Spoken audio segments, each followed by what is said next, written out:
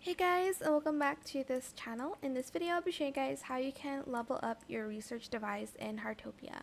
So I just found out about that today. I think I just realized it again now. But you're just going to press the research device, press this button, and you can actually level it up. As you can see, the upgrade requirement is Central Console level 2. So I'm able to level it up. But now for the next research speed, I have to be level 3. So I cannot level it up anymore, but it does make it a little bit, tad bit faster. I should have probably done that days ago, but oh well. I guess I'm here to learn. I hope it was helpful for you guys. Don't forget to like, comment, share, and also subscribe to this channel if you haven't done that already. If you have any more questions about this video, just leave it in the comment section down below.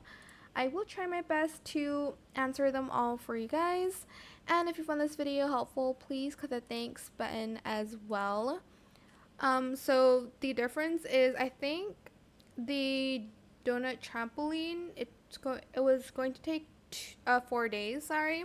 But now it's going to only take 3 days and 14 hours.